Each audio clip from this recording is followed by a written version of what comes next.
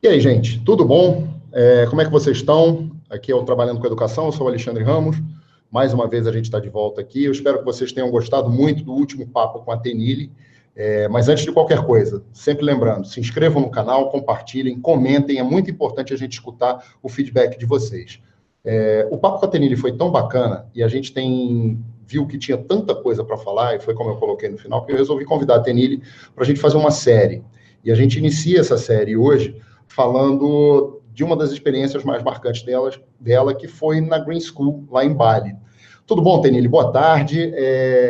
Me diz aí, como é que você está? E vamos iniciar esse bate-papo. Oi, Alexandre, tudo bem? Obrigada mais uma vez pelo convite.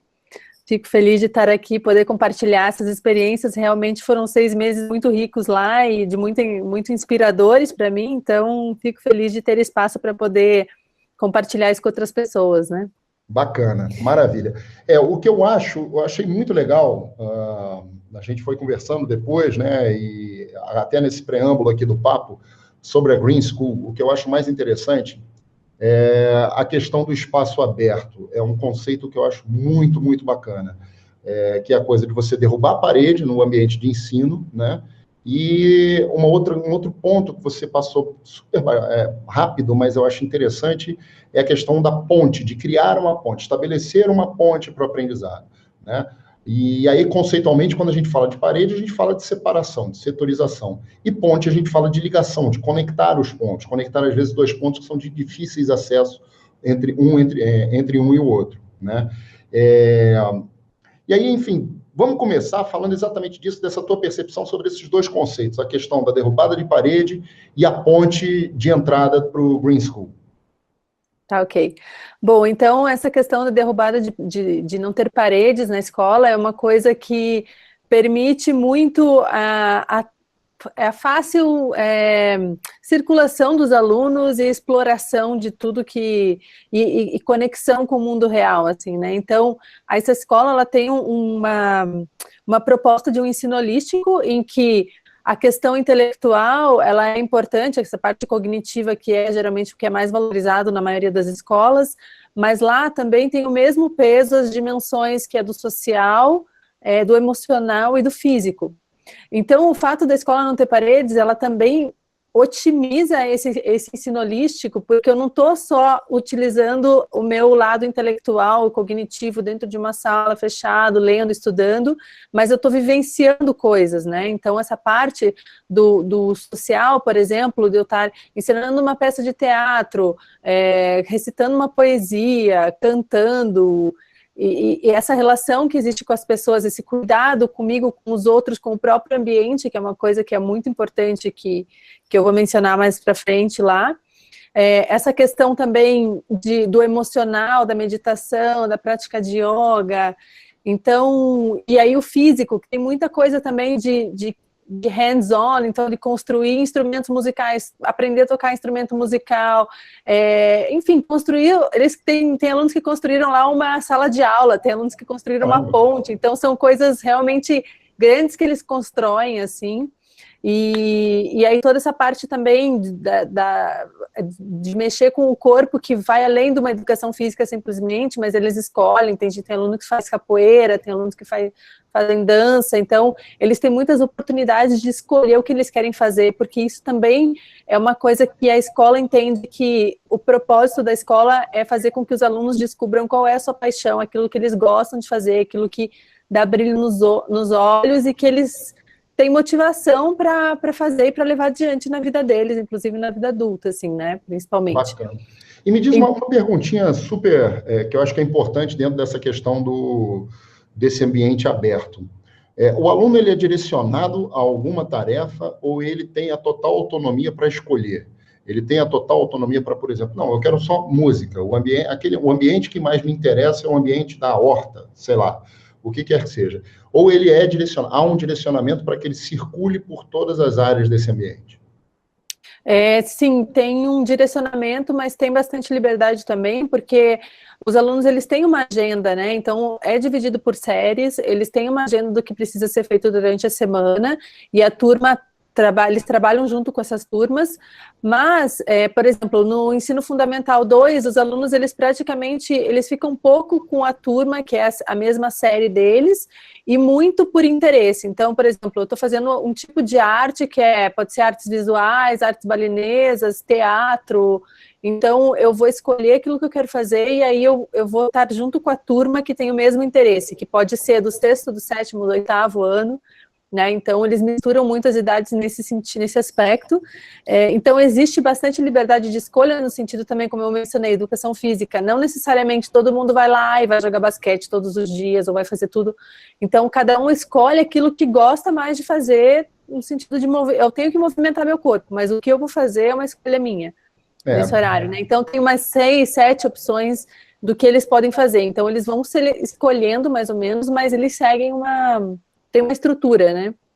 Legal, assim, é muito interessante que você tem um caminho, né, de aprendizado, você tem um caminho aí de amadurecimento até do próprio aluno, obviamente que não é uma coisa a bangu, né, então você tem uma proposta, sim, né, mas ao mesmo tempo dentro daquele papo que a gente estava falando, você dá o aluno tem autonomia para decidir qual o caminho dele, né? Se a gente for fazer assim, mal e porcamente, uma aproximação para essa nova proposta de base nacional curricular, quando se fala de caminhos de aprendizagem, né, na Green School existe a prática disso. Você tem um direcionamento, mas assim, você tem total autonomia, você precisa chegar do ponto A ao B, mas o caminho que você vai escolher para chegar do ponto A ao B é totalmente seu, né? Sim, é bem por aí. Essa é a proposta mesmo. Outra coisa que eu acho interessante a respeito disso, e aí fazendo comparações com exemplos que a gente procura ver pelo mundo, né? Tem um estúdio de arquitetura chamado Little, que eles têm uma proposta chamada de, se a gente for mal traduzir literalmente, eles falam de Immersive Learning Space, Learningscape, perdão, que seria assim, uma paisagem de aprendizado imersivo. E é exatamente uma situação dessa, como você colocou, da Green School, que é um espaço aberto e que permite a circulação do aluno, né, e ver também, no momento em que ele está aprendendo um determinado tema, alguma coisa, ele ver a atuação de um outro professor, né? Então, ele não fica só, como você colocou, ele não fica só fechado naquela situação, aquilo ali, meio que de ontolhos. Ele começa a ter... Aí a gente fala de um aprendizado 360, porque mesmo que ele esteja vendo uma situação de, sei lá, a construção de um instrumento musical, como você colocou, ele, de repente, ele está sendo exposto a um momento de meditação de uma outra turma. E aí ele passa a ter também, naturalmente, organicamente, uma noção de respeito pelos outros espaços, né, Tenille? Sim, sem dúvida. Existe uma questão, um fator que era uma preocupação muito grande, imagino que a maioria das pessoas tem, e é a principal pergunta que fazem quando chegam nessa escola mas e daí, quando tem barulho, quando tem interrupção de outras turmas que estão fazendo outras atividades, né? Entram animais dentro da sala de aula, no meio da aula, então isso acontece, mas os professores têm um entendimento de que as distrações fazem parte da vida também. Então, que eu posso também, e a vida é assim que funciona, a gente tem muitos estímulos o tempo inteiro e você tem que ou estar concentrado naquilo, ou você está aprendendo com outras coisas que estão acontecendo também, enfim, então você vai fazendo uma gestão disso, assim, né? E um outro aspecto... E o convite à dispersão é direto, né? A gente tem hoje isso aí a todo momento. Nos dias de hoje, então, nem se fala, né? E aí, essa questão da escola não ter paredes também, uma coisa fundamental, porque ali essa escola segue todas as normativas de sustentabilidade internacionais e tudo, então tem essa preocupação muito grande, um dos objetivos da escola é desenvolver líderes que estejam dispostos a assumir a responsabilidade pela sustentabilidade do planeta, né? Então, o fato de ser uma escola sem paredes no meio da natureza é uma coisa que permite uma conexão muito grande com o meio ambiente, onde a gente pode entender o impacto que nós temos na natureza, né?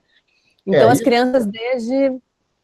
Perdão, desculpa muito te interromper, mas é porque eu vou me empolgando e, assim, eu acho que são coisas importantes. Isso é muito legal, esse conceito de sustentabilidade na Green School me parece, assim, esse realmente inovador. Porque o que acontece? Quando você fala de sustentabilidade, a gente tem uma visão rasa, uma visão superficial, de não, vamos plantar, cuidar da plantinha, vamos reciclar esse material aqui, não. E é uma coisa muito maior. Então, Sim. assim, você ter como você colocou, uma escola holística e que ela tenha uma proposta em que a proposta principal dela seja o aprendizado andando, não em paralelo, mas sobre a questão da sustentabilidade, isso é realmente inovador, né? Porque aí você consegue colocar todo o conteúdo relacionado com essa questão que é tão importante hoje em dia, né, Otri? Exatamente. Sim, eles utilizam uma ferramenta que eles chamam de bússola da sustentabilidade, que tem 4 aspectos principais, né? A gente muitas vezes pensa em sustentabilidade e acha que está falando só de meio ambiente, mas na verdade tem o aspecto também tem o aspecto da natureza, do meio ambiente, mas também o social, o econômico e o de bem-estar. Então a ideia deles é que qualquer aula ou atividade que você vá planejar, você pode inserir esses aspectos dentro do seu planejamento de aula. Então, independente se é ciência, se é matemática, se é história, você consegue sempre trazer isso e gerar essa consciência dos alunos, assim, né? E é muito também uma questão que, às vezes, na maioria das escolas, é falado de sustentabilidade, mas não é feito nada. Os alunos não estão colocados numa atitude ativa com relação a isso, né?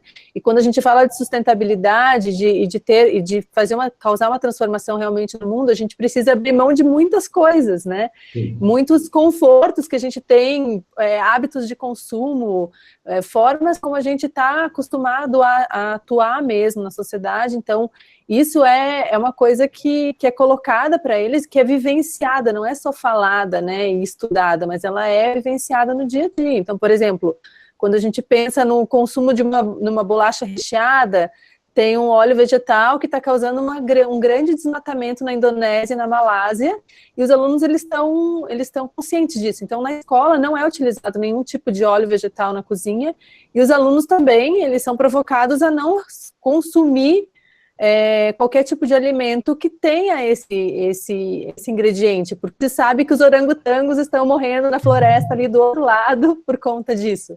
Então, quer dizer, eu tenho que abrir mão do meu biscoito recheado, né? Não, então...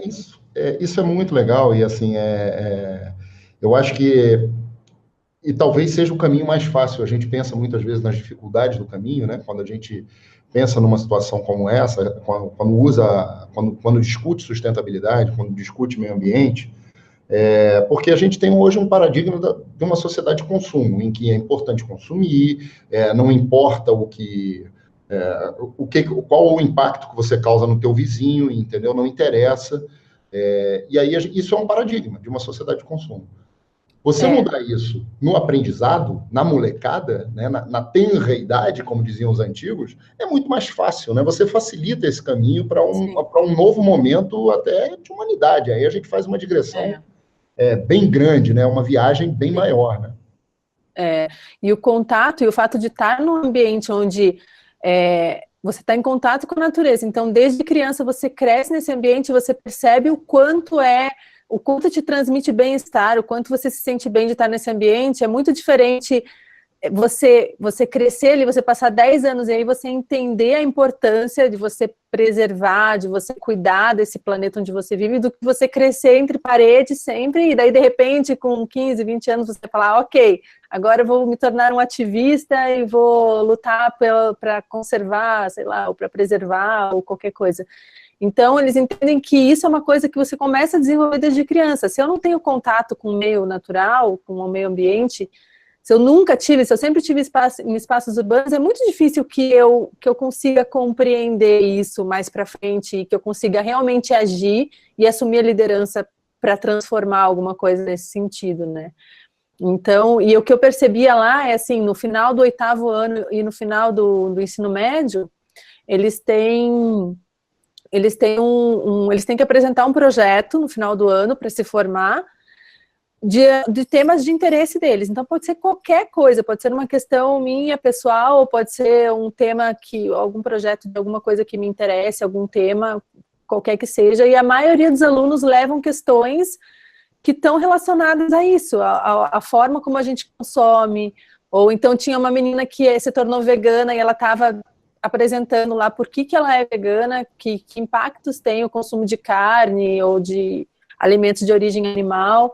Outra que falava da onde do trabalho escravo na moda. Então, quando a gente compra de lojas, a gente está comprando, a gente tem que se assegurar de que não tem trabalho escravo. Então, os alunos, você vê com uma consciência assim, com 14 anos, trazendo esse tipo de discussão, assim, né? Então, com um nível de profundidade... Perdão, desculpa te interromper mais uma vez. Vai lá. Eu corto demais. Só para entender uma coisa, o aluno, quando chega no ensino médio, na conclusão do ensino médio, ele não tem a pontuação tradicional como a gente tem hoje num sistema educacional tradicional, né? O aluno, então, ele é como se ele já tivesse... a gente já entende que ele tem um amadurecimento grande e ele faz praticamente um TCC, um trabalho de conclusão de curso, de acordo com as afinidades e para onde ele está pretendendo atuar ou se direcionar. É isso? Tá, sim, isso na verdade é o mais importante que ele precisa fazer. Na verdade, como a maioria dos alunos de lá, eles saem para universidades no mundo inteiro, então eles vão para os Estados Unidos, para a Austrália, para o Canadá, para a Europa, eles precisam sim ter algum tipo de nota, de pontuação. Então, no ensino médio isso é feito, na verdade é só no ensino médio que eles têm essa classificação por notas, né?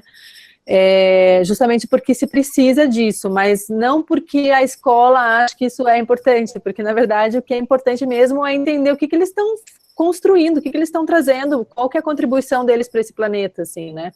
E aí é interessante de notar que eles fizeram um levantamento, acho que foi no final de 2016, com os alunos que tinham saído da escola, para entender para onde foram esses alunos, né, depois do ensino médio. Então, todos aqueles que decidiram que queriam fazer uma faculdade, uma universidade depois da escola, eles foram aceitos na primeira opção deles de universidade. Maravilha. Então, porque justamente as universidades entendem que o nível de preparo daqueles alunos é outro, então eles são aceitos muito facilmente nas universidades mais tops, né, que existem por aí. Agora, é interessante de ver que também tinha um número grande, era menos da metade, mas era talvez uns 30% de alunos que decidiram não ir para a universidade. Tinha gente que já saiu empregado para trabalhar em ONGs ou empresas que justamente têm uma visão super inovadora na forma de conduzir as coisas. Então, ou eu vou fazer uma viagem, ou eu vou construir, ou vou empreender. Então, os alunos, eles saem com outra cabeça, porque justamente a escola entende que não é a universidade que vai me levar a ter sucesso, é o que eu sou capaz de trazer, o que eu sou capaz de contribuir para esse planeta. Então, é muito legal de ver isso, assim, né, que não tem essa paranoia de, não, eu saio da escola, eu tenho que ir correndo para... Maravilhoso, isso é sensacional, até porque, assim, se a gente pensando, né, a Green School e esse conceito, ele já está preparando essa molecada para uma nova sociedade, em que as relações de trabalho, inclusive, estão mudando, né? Você não tem... a gente não sabe o caminho que o trabalho vai tomar, a gente sabe que, inclusive, muitas profissões tradicionais, estão em vias se já não entraram nesse processo, estão em vias de entrar em obsolescência. Então, eles se tornaram obsoletas. Muita gente já questiona a função até de um advogado, por exemplo, né? Então, eu acho fantástico quando você tem uma proposta educacional que trabalha com projeto, trabalha com mais um chavão, de repente, mais um lugar comum, mas você consegue dar... ao aluno o conceito de propósito, você deixa isso medular na cabeça da criança, entendeu? E ela começa a trabalhar com propósito, e vê que não necessariamente ela tem que entrar numa universidade para poder ter sucesso, ou para poder deixar sua marca na vida, como muita gente fala hoje em dia, né?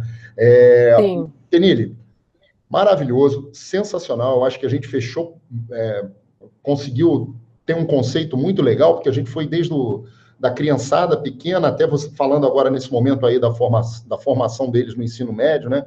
Fechar esse tema da Green School, e claro que ele é muito aberto, tem muita coisa, mas eu te convido agora a gente dar um tempinho, pegar um avião, partir lá para a Índia para começar a falar da Riverside. O que você acha? Tá ok, tá ótimo, claro. Maravilha, então. Então, a gente vai dar um tempo, a gente vai, num próximo programa, vamos falar da experiência da Tenille lá na Riverside School, na Índia. Tá? E vocês, espero que gostem, estejam gostando, continuem aqui acompanhando essa série, tá certo? E não se esqueçam sempre, inscrevam-se, curtam, compartilhem, mas participem desse debate com a gente. É o mais importante, o feedback de vocês. Tchau, tchau!